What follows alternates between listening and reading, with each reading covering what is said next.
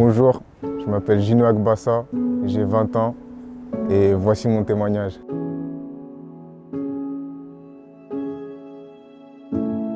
Donc moi, voilà, j'ai grandi dans une famille africaine, je suis originaire du Togo et au sein de ma famille, on est 3 enfants et il y a mes parents. Donc voilà, moi, en toute honnêteté, j'ai vécu une enfance merveilleuse. Mes parents, ils m'ont toujours donné ce que j'avais besoin et franchement, j'ai vécu une belle enfance. Donc voilà, maintenant, il faut savoir que je suis quelqu'un qui aime bien faire du foot. J'en fais depuis que j'ai 6 ans.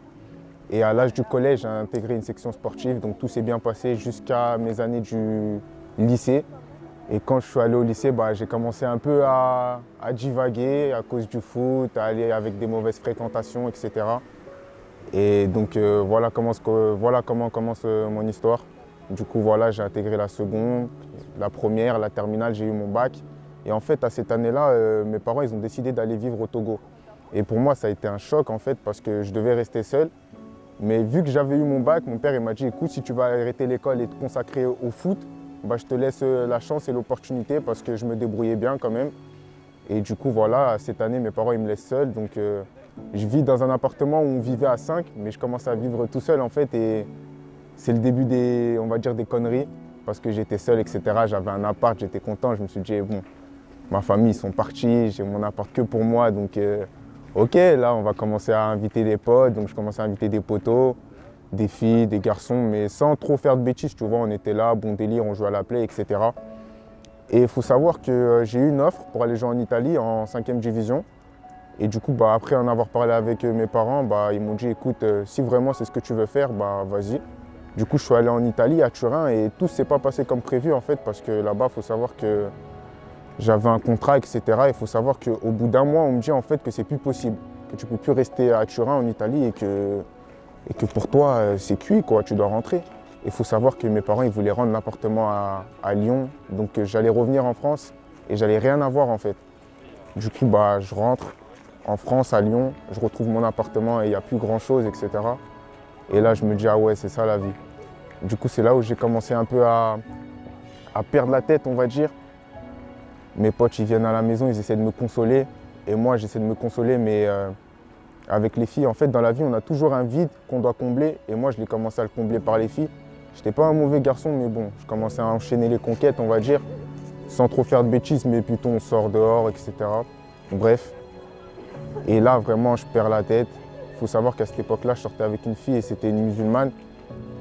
Et il faut savoir que je me suis dit, bon, je suis chrétien, elle est musulmane. Est-ce que ça va le faire? Est-ce que ça va pas le faire? On sait tous que les couples interreligieux, c'est un peu dur en fait. Et en fait, elle est dans un mood où elle se dit, peut-être qu'il va venir à la religion musulmane. Et moi, je suis dans un mood où je me dis, peut-être qu'elle va revenir à la religion chrétienne. Et je me rappelle d'un jour, en fait, ça m'a particulièrement marqué parce que c'était le ramadan. Et elle m'a demandé de l'accompagner à la mosquée, en fait. Et moi, je l'accompagnais à la mosquée. Et on arrive devant la mosquée, en fait. Et là, il y a un truc en moi qui me dit, Gino, si tu rentres dans cette mosquée, tu vas devenir musulman. Et au fond de moi, j'étais chrétien, mais je ne pratiquais pas. Donc je me suis dit, bon, est-ce que je rentre, est-ce que je rentre pas? Mais si je rentre, je sais que c'est pour elle et que c'est pas pour Dieu, en fait. C'est juste pour elle, pour qu'on soit ensemble toute notre vie, quoi. Et là, il y a un truc en moi qui me dit, si tu rentres, tu seras musulman, à toi de choisir. Et ce jour-là, en fait, je ne suis pas rentré. Je me suis dit, bon, je vais rester à la maison et voilà. Du coup, ça fait que notre relation s'est terminée sur ça. On s'est dit qu'on allait se laisser. Et du coup, j'ai continué ma vie. Et là, comme par hasard, en fait, je reçois encore une offre pour aller jouer en Italie. Je fais une détection, etc. Et tout se passe bien. Je joue tellement bien que, ok, il m'offre un contrat. À cette époque-là, il m'offre un salaire aussi, un bon cadre de vie, un appartement. Et je me dis, ok, c'est bon, ma carrière, elle est lancée. Là, c'est bon, plus personne ne va m'arrêter, etc. Et du coup, je vais en Italie, j'arrive. Je ne veux pas dire comme une star, mais les gens, ils me prennent en photo. En italien, ils me parlent, ils me mettent bien, etc. Ils sont chaleureux. Ça fait, écoute, ça commence, etc. Et je vois que je ne joue pas, en fait. Je suis tout le temps remplaçant, je suis tout le temps sur le banc et je ne joue pas. Et il faut savoir que j'avais ma Bible à côté de moi, mais je ne la lisais jamais. Ou quand je la lisais, je ne comprenais rien du tout. Et en fait, c'est souvent quand on est dans le mal qu'on essaie de faire appel à Dieu, mais je priais, mais sans plus. On va dire que je priais presque pas. Et en fait, le temps, il passe, et pendant 6 mois, je ne joue pas. Tout le temps sur le banc. Et là, je me dis, ok, comment je vais faire? Comment je vais faire pour réussir dans le foot? Mes parents, ils sont au Togo. Ils attendent vraiment que je réussisse et moi, je suis là, je ne joue pas. Et il faut savoir que là-bas, j'ai fait 6 mois et ils nous ont payé que 2 mois de salaire. Ça veut dire que les 4 mois, en fait, on était dans la galère. Et moi, je me rappelle, j'étais quelqu'un des réseaux, ça veut dire que je snappais comme si je vivais la vie d'artiste. Mais au final, chaque mois, le salaire, il tombait pas. Il y a des moments où c'était dur pour manger, etc. Même si on avait un appartement, etc. Même s'ils étaient là pour nous, en fait, il y a des moments où on ne mangeait pas à notre faim. On allait à l'entraînement à pied parce que vu qu'on ne jouait pas, en fait, ils prenaient plus soin de nous, en fait. Vu qu'on ne jouait pas, ils se sont dit, bah eux, en fait, on ne va pas les payer vu qu'en fait, ils ne nous donnent pas ce qu'on attend d'eux. Et là, il y a eu le mois du Covid. Et franchement, pour moi, c'était une bénédiction parce que j'avais tellement envie de rentrer chez moi, en fait. Et quand le Covid il est venu, je voulais que rentrer en France. Ça veut dire que je rentre en France, mais mes parents, ils sont toujours au Togo et du coup, je vais vivre chez ma tante. Et là, il faut savoir que ça a vraiment été dur pour moi parce que même si c'est ma famille, en fait, c'est pas mes parents. Même si c'est mes cousines, c'est pas mes petits frères, en fait. Et c'était tellement dur, je trouvais pas ma place. Même s'ils mettaient tout en œuvre, je trouvais pas ma place, en fait. Et là, vraiment, c'est que là, j'ai commencé à faire des bêtises. Aller en soirée, je me rappelle, j'allais à des soirées, etc. Je vais pas dire que je fuguais, mais genre à 23h, je disais, je sors, je vais revenir dans 1 heure. Et je revenais à 4h du matin, je prenais la clé, j'essayais de rentrer en sous, on va dire. Et je sais que mes oncles, ils voyaient ça, mais ils disaient rien. Et je me rappelle, à cette époque-là, il y a quelque chose qui est sorti, c'était les snus. On va dire que c'était une petite boîte comme ça. Et il y avait de la nicotine dedans et tu mettais sous les lèvres, en fait. Et moi, en fait, quand j'étais en Italie, on m'a dit, mets ça et tu vas arrêter de stresser. Et quand tu vas jouer, tu vas être détendu. Les pros, ils mettent ça, etc. Et moi, je voulais faire comme les pros. Ça fait que j'ai commencé à en mettre, en fait. Et j'ai vu que ça commençait à me mettre bien, en fait. J'étais là, j'étais détendu, etc. Et pourtant, je ne suis pas quelqu'un j'ai jamais fumé de cigarette, etc. Mais pourtant, je mettais ça et je me sentais bien. J'oubliais tous mes soucis, etc. Et quand je suis arrivé à Lyon, en fait, j'étais accro à ça. Tous les jours, je prenais des snus, en fait. Et je sais pas, je me mettais bien. Et pour moi, c'était normal. Et je savais pas que j'étais accro, en fait. Et il y a un moment donné, même si je priais à côté, je me dis, hey, Gino, faut que tu arrêtes. Faut que tu arrêtes les snus. Donc j'essaie d'arrêter 1 jour, 2 jours, 3 jours, j'y arrive pas. Et je me rappelle qu'il y a un moment donné où j'ai dit, ok, cette boîte de snus, je vais la jeter à la poubelle. Je l'ai jetée à la poubelle et je me rappelle que le soir, je suis rentré, j'ai fouillé la poubelle et j'ai repris la boîte de snus. Et là, j'ai dit, non, Gino, c'est pas toi, tu es vraiment accro à ça, c'est pas possible, etc. Et je me rappelle un soir, c'était pendant le Covid, ma cousine, elle m'appelle, elle me dit, hey, Gino, je dois te parler. Et elle me parle, elle me dit, Gino, ça va pas, vraiment. Dieu, il t'attend, etc. Et moi, je lui dis, mais elle me parle de quoi? Ouais, tu as besoin de quelqu'un dans ta vie. Elle me parle de Jésus. Et moi, je lui dis, mais je connais Jésus. Avec ma famille, on prie, on va à l'église, j'ai la Bible, je connais la Bible. Elle me dit, non, je ne te parle pas de ce Dieu-là, je te parle du Dieu vraiment qui est mort pour nous à la croix et qui t'aime. Et là, ça me fait un choc parce que moi, en fait, j'ai toujours eu cet amour envers Dieu, mais pas pour lui dédier ma vie. Et ça me faisait peur qu'elle me dise, en gros, abandonne ta vie parce que je ne voulais pas abandonner mes potes, je ne voulais pas abandonner le foot, etc. Et c'est vraiment ce que Dieu me disait de faire, etc. Donc du coup, on fait quoi? Elle me fait faire la prière du salut. On prie avec un homme de Dieu aussi et on fait la prière du salut. Et c'est vraiment là que j'accepte Christ. Mais ce n'est pas une fin en soi parce que c'est là où vraiment les épreuves ont commencé à venir.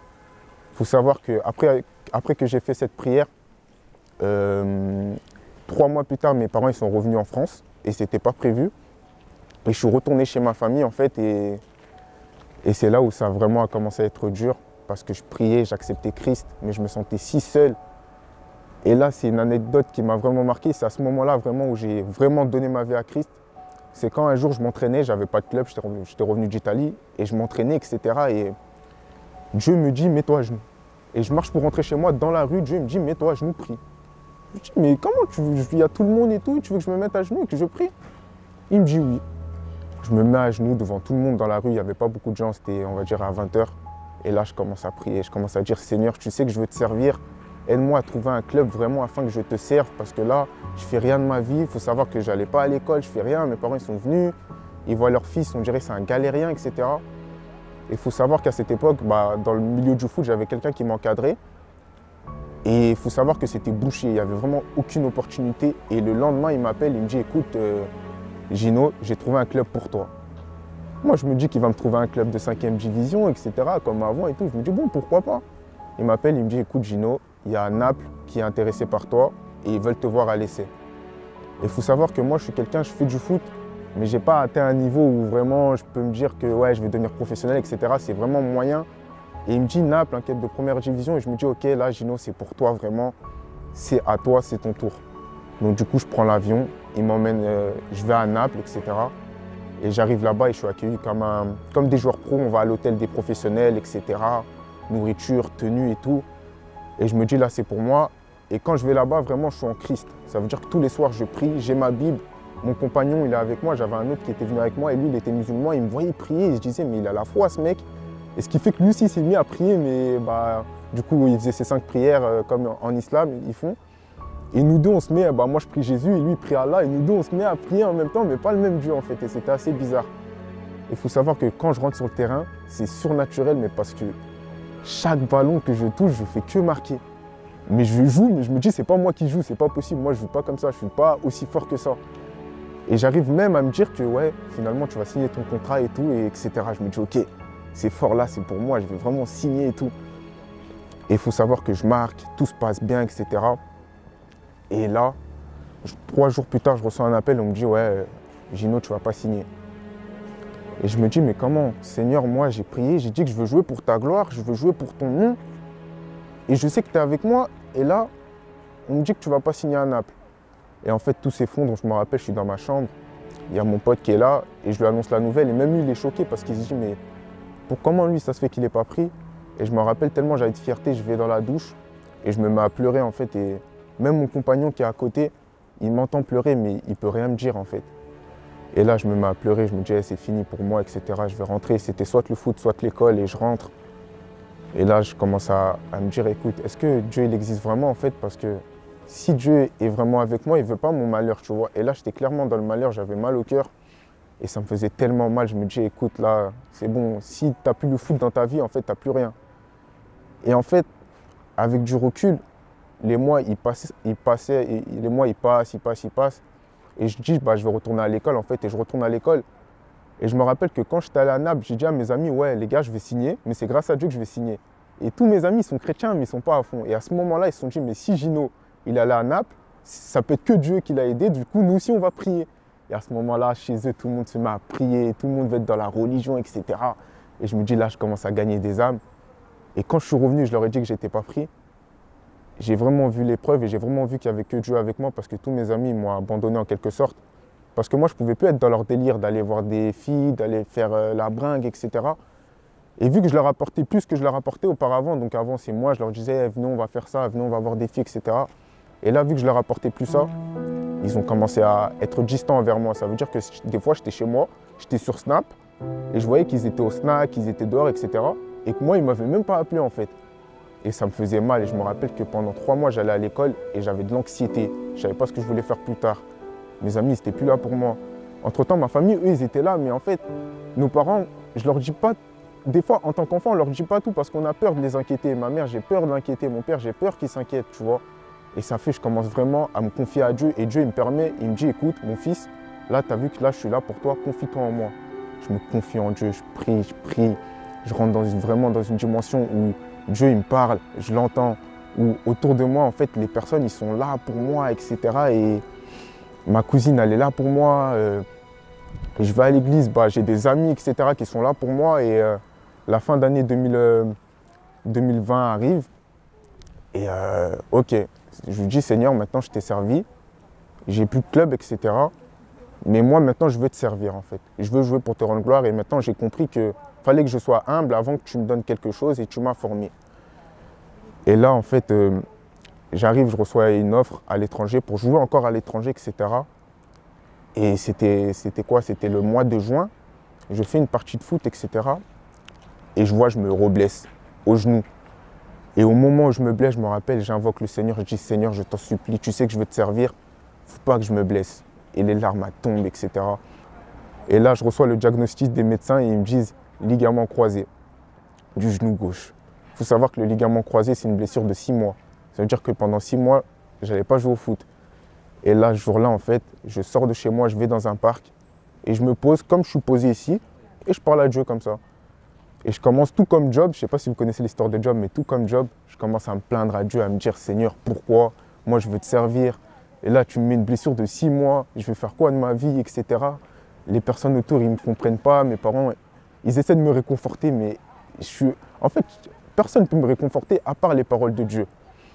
Et là, je dois passer à la table d'opération en fait. Et ce jour-là, c'était un truc de fou parce que Dieu a voulu me dire qu'il était avec moi parce qu'en fait, je suis dans la salle d'attente et vous allez me mettre l'anesthésie et il y avait quatre infirmiers et ils me demandent où tu habites. Je dis j'habite à Lyon, à telle adresse, etc. Ils me disent ah c'est bizarre ça, j'habite juste en face de chez toi. Il y a une deuxième qui arrive qui me dit t'habites où? Je lui dis pareil, elle me dit ah c'est bizarre, j'habite dans la même rue. Une troisième qui arrive qui me dit ah j'habite dans le quartier. Et je me dis, oh, ok, là en fait, c'est pas des infirmiers qui vont m'opérer, mais c'est les anges de Dieu qui vont m'opérer. Parce qu'ils étaient vraiment. En fait, le fait qu'ils me disent que j'habite à côté de chez toi, ça voulait dire que Dieu voulait me dire, je suis proche de toi. Et en fait, quand ils m'ont opéré, etc., je me suis levé et j'avais le sourire, j'étais pas déçu en fait. Et il faut savoir que là, ça fait 4 mois que j'ai eu les ligaments croisés. Et c'est un truc de dingue parce que même les médecins, ils sont étonnés de comment je récupère vite en fait. J'ai marché en 3 semaines, j'ai couru en 1 mois et demi. Et tous ceux qui ont eu cette blessure, même les professionnels, ils savent que ça met du temps à récupérer, tu vois. Et jusqu'à maintenant, en fait, Dieu me dit, ok Gino, je t'ai mis cette blessure de 6 mois, mais en quelque sorte, c'est le brisement, en fait. Dieu voulait me briser, il voulait vraiment me mettre au plus bas pour me dire, écoute, là, je te forme. Il faut savoir qu'autour de moi, souvent, les gens ils me regardent, ils me disent, oh, ça se voit que toi, tu vas devenir quelqu'un de grand, etc. Et moi, je ne comprenais pas, en fait. Et en fait, Dieu, il m'a fait passer par toutes ces épreuves, par le brisement, pour me dire, écoute Gino, je suis avec toi. Et il faut savoir que à cette période-là, vu que je faisais rien, je commence à faire des TikTok, etc. Et je fais vraiment des TikTok comme ça. Je me dis, écoute, vas-y, je vois que tout le monde fait des TikTok chrétiens, je suis chrétien, pourquoi pas en faire et tout. Et je fais une vidéo et je vois la vidéo, elle buzz, elle fait 30 000 vues, etc. Et je me dis, vas-y, pourquoi pas, je continue. Et au fil du temps, ça commence à prendre, je commence à faire des TikTok. Les gens ils m'envoient des messages en privé, ils me disent, oh, sois béni, tu m'as parlé, c'était ma situation, etc. Et moi, je ne comprenais pas. Je me suis dit, c'est rien pour moi, tu vois. Et en fait, au jour d'aujourd'hui, maintenant, j'ai compris que toutes ces choses par lesquelles je suis passé, par les blessures, par les épreuves, par l'abandon, ça m'a permis en fait de vraiment pouvoir témoigner afin d'édifier les gens, en fait. Cela, ça m'a permis vraiment de pouvoir dire à des personnes, à des petits comme moi qui font du foot, leur dire, écoute, frère, Dieu, il t'aime et il n'y a pas que le foot dans la vie. Parce que moi, en fait, je faisais passer le foot avant Dieu. Ça veut dire que je disais, ouais, j'aime Dieu, mais je faisais passer le foot avant. Et Dieu voulait me dire, écoute, Gino, je t'aime, mon fils, donc je vais essayer de faire passer par des épreuves afin que moi, je passe avant le foot, en fait. Et ça fait, au jour d'aujourd'hui, je n'ai pas de club encore, je suis encore blessé, mais j'ai toujours la joie, je suis toujours heureux, je lis toujours la Bible. Et Dieu, en fait, il sait que maintenant, peu importe par quoi je vais passer, bah, je vais toujours le faire passer avant toutes ces choses, en fait. Et vraiment, pour moi, toutes ces épreuves, ça m'a vraiment fortifié parce qu'aujourd'hui, bah, je peux parler sur TikTok, je peux édifier des gens parce que c'est vraiment une plateforme où les gens, on ne se rend pas compte, mais il y a des gens qui nous écoutent. Il y a des petits qui veulent faire comme nous, en fait. Il y a des petits qui se disent, ah ouais, lui, je vois, il est là, il est souriant, il snap, il a des potes, etc. Et il est en Christ en plus. Et il faut savoir que de nos jours, c'est plus une honte d'être en Christ parce que je me rappelle avant, je me disais, hey, je suis là et je vais être en Christ et tout. Les gens ils vont me dire, hey, lui, c'est un moine en quelque sorte, c'est un pasteur. Et là, il faut savoir qu'on est une communauté où quand on sort, on est là, on s'amuse, on chill ensemble, on peut faire du bowling, aller au cinéma, mais en même temps, tout en étant en Christ et en étant une famille en vrai. Et c'est un truc de fou, franchement. Des fois, je suis là tout seul, je me dis, je vis des choses de fou. Par exemple, il y a des rappeurs chrétiens, j'écoute du rap chrétien et tout. Je me dis, mais avant, il n'y avait pas ça, tu vois. Là, on peut écouter du rap chrétien en mode, on peut aller à l'église, mais en mode, il n'y a que des jeunes, on est là, on parle, on peut se confier et tout. Et pour moi, c'est un truc de fou, en fait. Et souvent, les personnes autour, les non-chrétiens, ils n'arrivent pas trop à nous comprendre. Et en voyant qu'on est heureux, ils se disent, en fait, on peut avoir Dieu dans la vie et profiter de la vie, en fait, mais tout en étant dans cette bulle de, ok, je veux servir le Seigneur. Et vraiment, moi, toutes ces épreuves, vraiment, m'ont vraiment permis de vous dire que vraiment, il y a un Dieu qui vous aime et il y a vraiment quelqu'un qui est mort à la croix. C'est pas fou, en fait. Quand vous priez, il y a vraiment quelqu'un qui vous répond. Comme j'ai dit au début de mon témoignage, l'homme, il a un vide qu'il a besoin de combler par quelque chose. Il y en a, ça va être les sorties, les soirées. Il y en a, ça va être les filles. Il y en a, ça va être le foot. Et en fait, Dieu il m'a dit, ok, je t'ai fait passer par les filles, par le foot, par les soirées. Et tu as vu que tu n'étais pas comblé, tu as vu que tu n'étais pas heureux. Maintenant, essaye d'être comblé par moi et je te montrerai que tu peux être heureux. Et au jour d'aujourd'hui, je suis super heureux, pourtant j'ai rien. Et les gens autour, ils se demandent, mais lui, il a rien. il n'a pas de club, etc. Mais comment il fait pour être heureux? Et les gens autour, ils se posent cette question. Ils veulent savoir pourquoi je suis heureux, pourquoi j'arrive à faire des TikTok, à édifier les gens. Et comment il fait? Et moi, en fait, mon secret, il faut savoir que c'est Jésus. C'est aussi simple que ça. Même si c'est pas facile, même s'il y a des persécutions autour, même si peut-être il y a des gens de ma famille qui ne comprennent pas ce changement, je sais que Dieu, lui, me comprend et que tôt ou tard, en fait, ma famille, mes amis, ils comprendront parce qu'il y a un verset dans la Bible qui dit « Moi et ma maison serviront l'Éternel ». Et moi, j'ai l'assurance que ma famille et moi et tous mes amis autour vont servir l'Éternel un jour. Et donc voici mon témoignage et abandonnez-vous. Vraiment, abandonnez-vous. S'il y a des moments où vous en avez marre, mettez-vous à genoux et parlez à Dieu comme je vous parle. Parce que Dieu, il vous entend et chaque jour, il attend que vous veniez à lui. En fait, vous êtes son enfant et on est créé à l'image de Dieu. Il veut juste que vous lui parliez, que vous lui dites vos problèmes, vos soucis. Et ensuite, il s'occupera de vous et de mettre les bonnes personnes autour de vous afin que vous soyez encadrés. Voilà ce que j'ai à vous dire. Ah, je peux venir? Hop là.